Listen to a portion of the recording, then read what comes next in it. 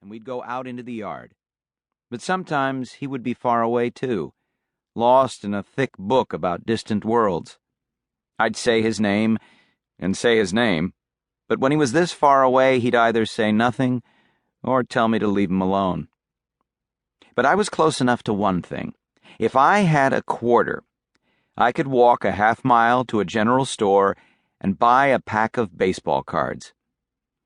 Sometimes I wouldn't be able to stop myself from ripping open the pack within seconds of its purchase. But even while doing so, I was aware that it would have been better to wait.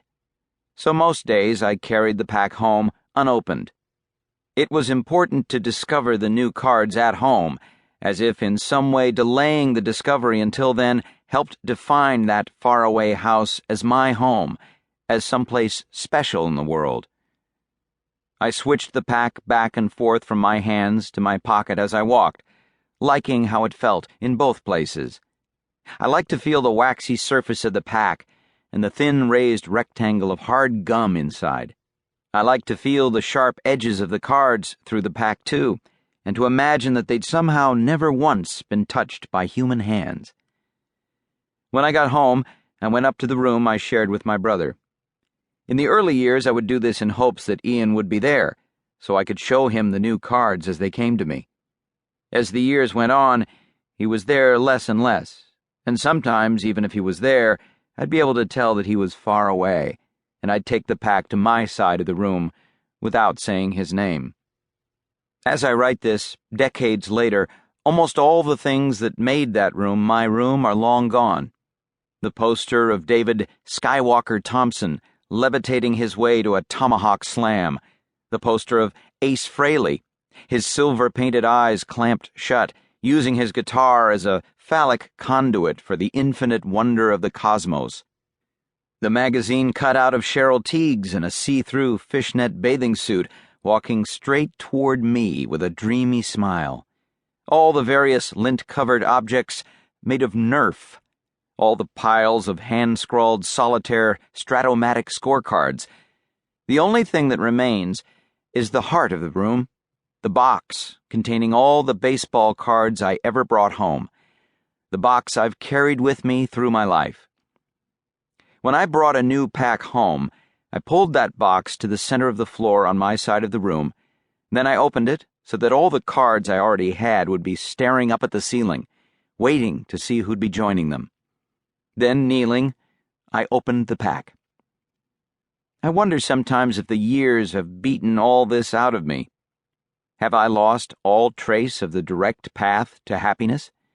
Have I lost belief in the boundless possibilities in that slim moment when I levered my fingernail below the flap of an unopened pack?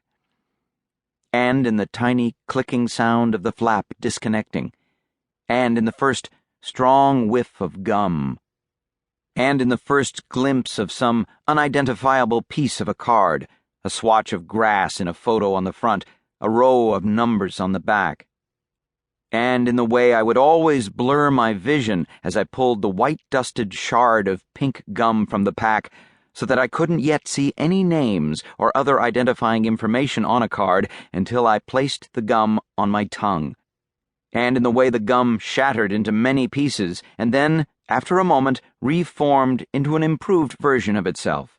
For a few seconds, the lifespan of happiness, the gum was soft and sweet, and sugar coursed through my bloodstream, and I looked, for the first time directly, at a brand-new card and felt the sunshine coming up from it as if from some better world, some wider moment, suddenly so close I could hold it in my hands.